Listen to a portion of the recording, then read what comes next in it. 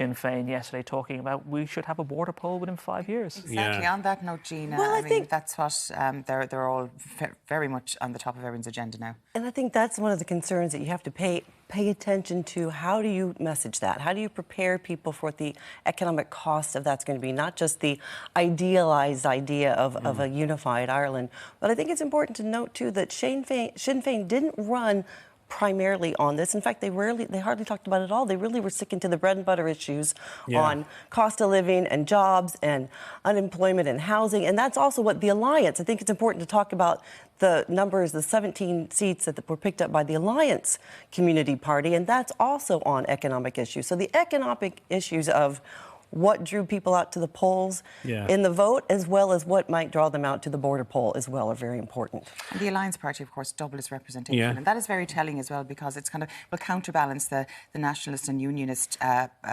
the rhetoric that's going on is very strong there. They need something on the other side, and that's a first, I think. Yes, I think you're seeing really that the economic issues were what drove the voters, less than the sectarian issues that a lot of times get played up more in the media. And it's important to try to understand and interpret the voters' desires more along what really happened and not what just makes a headline. What did you make of the comments in the Daily Mail today from Leo Varadkar, who said that the result has reduced rather than increased the prospect of a border poll?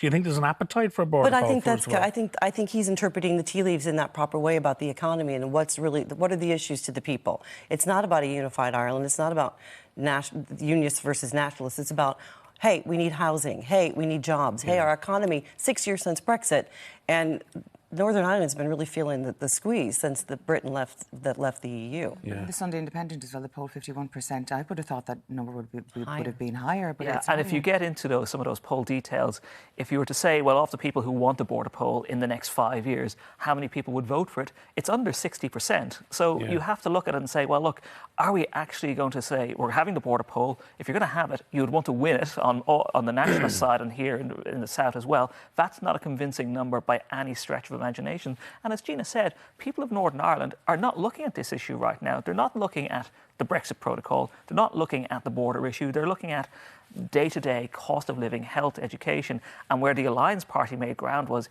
young candidates. I think one of the candidates won age 23, won a seat for the Alliance Party, looking at things that are happening in Northern Ireland, thinking housing, education, cost of living, jobs, the economy. They're the things that are more on people's priority now than a border poll of 5 years down the line, maybe. That would just upset all sorts of things and not focus on the day-to-day in the north. And of course, Jeffrey Donaldson is saying he's not going to take up his MLA seat, that he wants to stay in the UK and just influence things over there. I mean, that's a very strange thing to be doing, really. This story's in the Sunday Times, and it was mentioned, I saw Jeffrey Donaldson interviewed by BBC Northern Ireland yesterday. He's suggesting he can influence the British government to get concessions on the Northern Ireland Protocol. I think Boris Johnson has more other things on his mind right now, and to trust Boris Johnson, rather than, are we going to have, he's got 8 days to make up his mind. Does he want to stay in Westminster or go to Stormont? You're the leader of a party. You unseated a leader who was in place for just a few weeks. Surely you want to go back to Belfast,